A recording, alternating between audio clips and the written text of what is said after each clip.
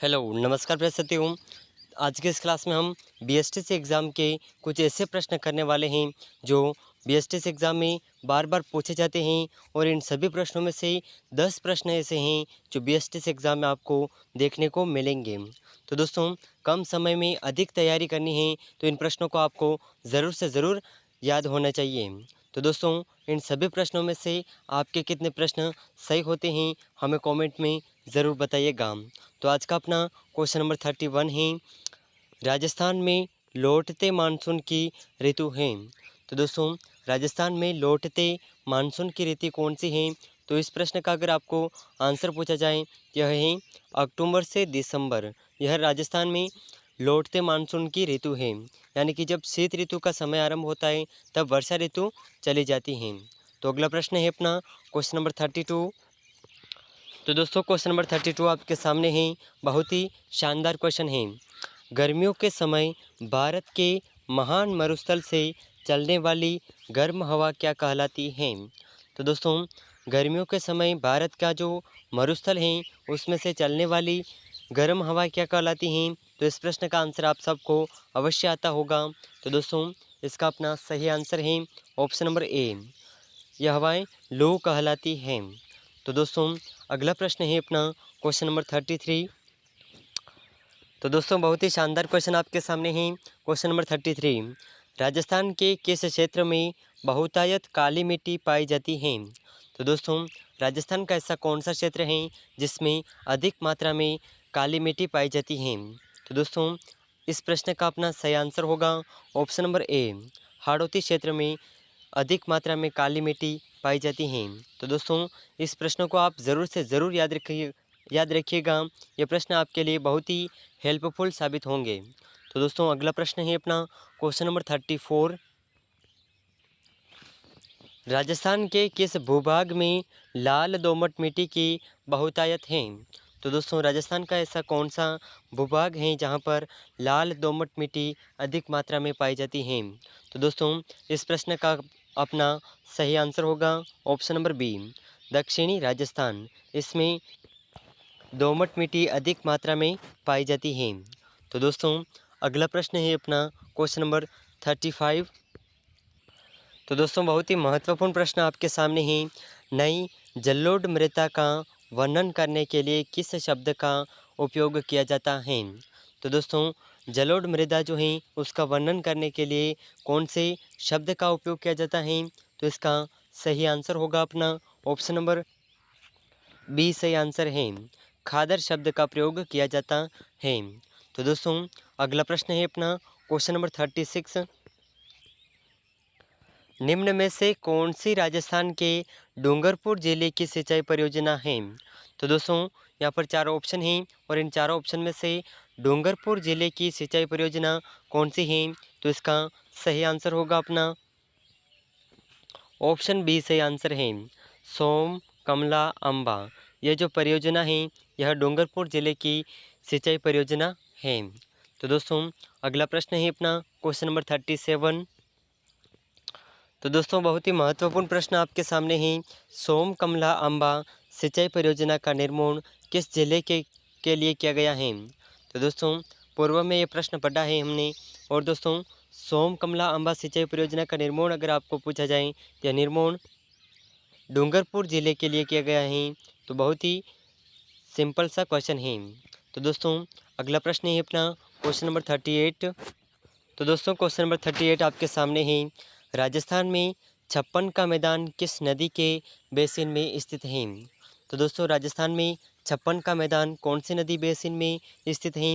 तो इसके हमारा सही आंसर होगा ऑप्शन नंबर बी, सही आंसर है, माही नदी बेसिन में छप्पन का मैदान स्थित है। तो दोस्तों, बहुत ही महत्वपूर्ण प्रश्न है, तो आप ज़रूर से ज़रूर याद रखिएगा। तो अगला प्रश्न है अपना क्वेश्चन नंबर 39। तो दोस्तों, क्वेश्चन नंबर 39 आपके सामने है। जाखम बहुउद्देशीय परियोजना राजस्थान के कौन से जिले में स्थित है? तो दोस्तों, जाखम बहुउद्देशीय परियोजना जो है राजस्थान के कौन से ज़िले में स्थित है? तो इस प्रश्न का अपना सही आंसर होगा डी, सही आंसर है, प्रतापगढ़ जिले में जाखम बहुउद्देशीय परियोजना स्थित है। और दोस्तों प्रतापगढ़ जिला जो है राजस्थान का 33वां जिला है। 33वां जिला आप ज़रूर याद रखिएगा। तो अगला प्रश्न है अपना क्वेश्चन नंबर 40। तो दोस्तों बहुत ही शानदार क्वेश्चन आपके सामने है। जॉर्ज थॉमस द्वारा सन 1800 में राजस्थान के लिए क्या नाम दिया गया?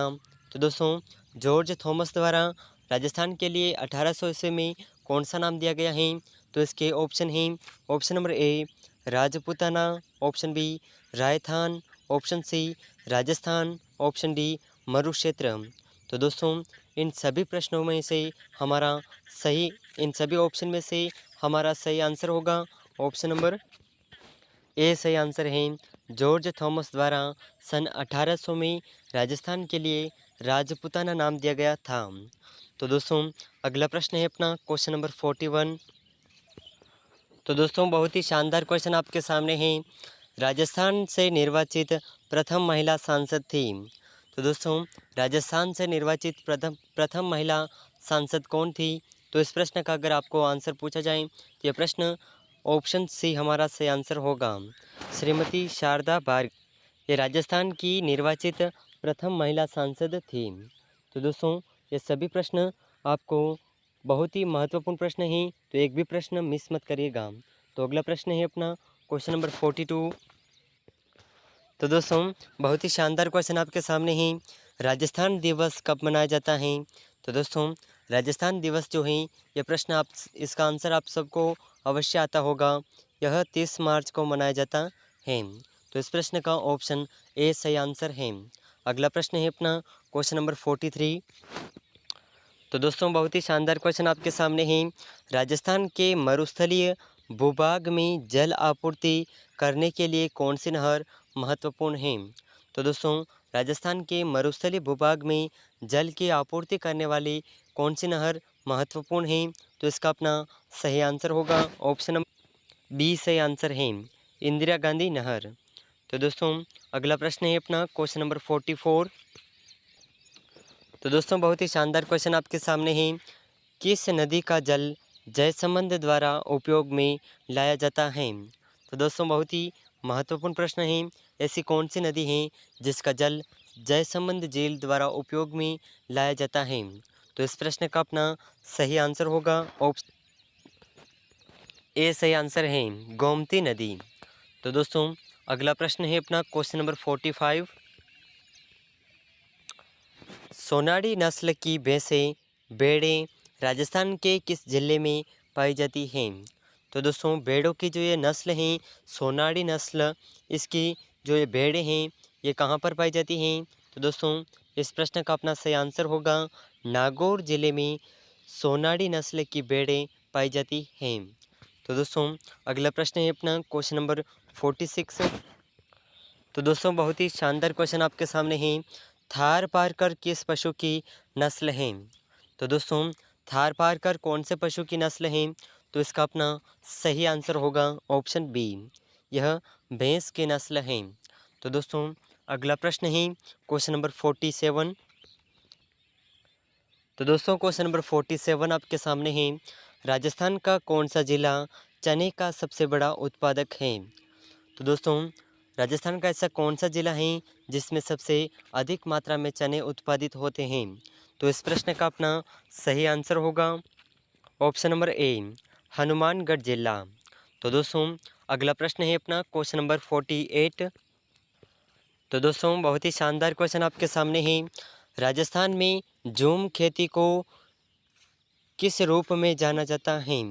तो दोस्तों राजस्थान में झूम खेती को किस रूप में जाना जाता है? तो इसका सही आंसर होगा अपना ऑप्शन नंबर सी, वालरा कृषि। तो दोस्तों राजस्थान में जो झूम खेती की जाती है उसे वालरा कृषि के नाम से जाना जाता है। तो आप ज़रूर याद रखिएगा। अगला प्रश्न है अपना क्वेश्चन नंबर 49। तो दोस्तों बहुत ही महत्वपूर्ण प्रश्न आपके सामने है। तरुण राजस्थान समाचार पत्र के संपादक थे। तो दोस्तों तरुण राजस्थान समाचार पत्र के संपादक कौन थे? तो इसके ऑप्शन हैं। Option number A Shobhalal Gupta, option B Bal Mukund Bissa, option C Jugal Kishore Chaturvedi, option D Haribhau Upadhyay. तो दोस्तों इन चारों ऑप्शन में से हमारा सही आंसर होगा तरुण राजस्थान समाचार पत्र के संपादक थे option number A Shobhalal Gupta. तो इस प्रश्न का ऑप्शन ए सही आंसर है। तो दोस्तों अगला प्रश्न है अपना क्वेश्चन नंबर 50। तो दोस्तों क्वेश्चन नंबर 50 आपके सामने है। पशु पक्षियों को महत्व देने वाली स्कूल ऑफ पेंटिंग का नाम है। तो दोस्तों पशु पक्षियों को महत्व देने वाले स्कूल ऑफ पेंटिंग का नाम क्या है? तो इसके ऑप्शन हैं। इस प्रश्न का अपना सही आंसर होगा ऑप्शन ए सही आंसर है बूंदी शैली। तो दोस्तों पशु पक्षियों को महत्व देने वाली एकमात्र शैली है बूंदी शैली। तो आप ज़रूर याद रखिएगा। तो दोस्तों अगला प्रश्न है अपना क्वेश्चन नंबर 51। तो दोस्तों क्वेश्चन नंबर 51 आपके सामने है और यह हिंदी का क्वेश्चन है। मुसीबत के समय उपाय खोजना अर्थ को प्रकट करने का मुहावरा है। तो दोस्तों मुसीबत के समय कुआं उपाय खोजना, इसका मतलब क्या होगा? आग लगने पर कुआं खोदना। इस प्रश्न का ऑप्शन बी सही आंसर है। तो दोस्तों क्वेश्चन नंबर 52 आपके सामने है। अपने सामर्थ्य के अनुसार व्यय करना अर्थ से संबंधित लोकोक्ति है। तो दोस्तों इस लोकोक्तियाँ वाले प्रश्न जो हैं बीएसटीसी एग्ज़ाम में अधिकांश पूछे जाते हैं। तो इन्हें आप ज़रूर से ज़रूर याद रखिएगा और अपनी जो भी आपको तैयारी करने के लिए बुक हैं उस बुक में भी आपको लोकोक्तियाँ, मुहावरे, विलोम शब्द, पर्यायवाची ये सब अच्छे से देख लीजिएगा। तो दोस्तों अपने सामर्थ्य के अनुसार व्यय करना, इसका अर्थ लोकोक्ति है तेते पाव पसारिए जेती लोभी शोर। तो इस प्रश्न का ऑप्शन अ सही आंसर है। तो दोस्तों अगला प्रश्न है अपना क्वेश्चन नंबर 53। तो दोस्तों क्वेश्चन नंबर 53 आपके सामने है। किस विकल्प में मुहावरे का युक्ति युक्त अर्थ नहीं है? तो दोस्तों ऐसी कौन सा यहाँ पर कुछ ऑप्शन दे रखे हैं और इन चारों ऑप्शन में से मुहावरे का जो युक्ति युक्त यानी कि उस मुहावरे के संबंधित अर्थ नहीं है। तो इसके ऑप्शन है। इस प्रश्न का अपना सही आंसर होगा छठी का राजा कठिन परिश्रम करने वाला। ये जो है मुहावरा है इसका अर्थ सही नहीं है। तो दोस्तों अगला प्रश्न है अपना क्वेश्चन नंबर 54। तो दोस्तों बहुत ही महत्वपूर्ण प्रश्न आपके सामने है। किस समास में अव्ययी भाव समास नहीं है? तो बहुत ही शानदार क्वेश्चन है। कौन से शब्द में अव्ययी भाव समास नहीं है? तो इस प्रश्न का अपना सही आंसर होगा ऑप्शन नंबर ब सही आंसर है सज्जन शब्द में अव्ययी भाव समास नहीं है। तो दोस्तों अगला प्रश्न है अपना क्वेश्चन नंबर 53 55 आपके सामने है। तो दोस्तों बहुत ही शानदार क्वेश्चन आपके सामने है। निम्नलिखित में से किस शब्द में द्वंद्व समास नहीं है? तो दोस्तों द्वंद्व समास वाले प्रश्न आपको ऐसे ही पूछे जाएंगे और प्रश्न आपको घुमा फिरा करके भी पूछे जाएंगे। तो दोस्तों उन प्रश्नों में से आपको अगर कोई प्रश्न नहीं आता है तो भी उसका आंसर आपको करना ज़रूरी है। तो दोस्तों इन चार शब्दों में से द्वंद्व समास कौन से शब्द में नहीं है? तो इस प्रश्न का अपना सही आंसर होगा शुभागमन शब्द में द्वंद्व समास नहीं है। तो अगला प्रश्न है क्वेश्चन नंबर 56। बहुत ही शानदार क्वेश्चन आपके सामने है। पथभ्रष्ट शब्द में कौन सा समास है? तो दोस्तों पथभ्रष्ट शब्द में कौन सा समास है? तो इसका सही आंसर होगा अपने ऑप्शन नंबर द अपादान तत्पुरुष समास। तो दोस्तों अगला प्रश्न है अपना क्वेश्चन नंबर 57। तो दोस्तों क्वेश्चन नंबर 57 आपके सामने है। अन्वेषण शब्द का सही संधि विच्छेद है। तो दोस्तों अन्वेषण शब्द का जो सही संधि विच्छेद है यह संधि विच्छेद है ऑप्शन नंबर स अनु प्लस एशन। तो इस प्रश्न का आप इन शब्दों में से जो मात्रा का भी फर्क है यह भी अगर आप गलत करते हैं तो आपका नंबर काट दिया जाएगा। तो दोस्तों आपको मात्रा का विशेष ध्यान रखना है। तो इस प्रश्न का ऑप्शन स सही आंसर है। तो अगला प्रश्न है क्वेश्चन नंबर 58। तो दोस्तों बहुत ही शानदार क्वेश्चन आपके सामने है। यथोभिलाषा शब्द में कौन सी संधि है? तो दोस्तों यथोभिलाषा शब्द में कौन सी संधि है? तो इसके ऑप्शन हैं। इससे चारों ऑप्शन में से हमारा सही आंसर होगा विसर्ग संधि इस शब्द में है? यशोभिलाषा शब्द में विसर्ग संधि है। तो आप ज़रूर याद रखिएगा। अगला प्रश्न है अपना क्वेश्चन नंबर 59। तो दोस्तों बहुत ही शानदार क्वेश्चन आपके सामने है। उल्लंघन में उपसर्ग है। तो दोस्तों उल्लंघन में कौन सा उपसर्ग है? तो इस प्रश्न का अपना सही आंसर होगा उत उपसर्ग, आधा त आएगा। तो इस प्रश्न का ऑप्शन ब सही आंसर है। तो दोस्तों अगला प्रश्न है अपना क्वेश्चन नंबर 60। तो दोस्तों बहुत ही शानदार क्वेश्चन आपके सामने है। व्यंजन संधि से निर्मित शब्द नहीं है। तो दोस्तों ऐसा कौन सा शब्द है जो व्यंजन संधि से निर्मित नहीं है? तो इस प्रश्न का अपना सही आंसर होगा ऑप्शन नंबर द, रविंद्र शब्द में व्यंजन संधि नहीं है। तो दोस्तों इस प्रश्न का ऑप्शन द सही आंसर है।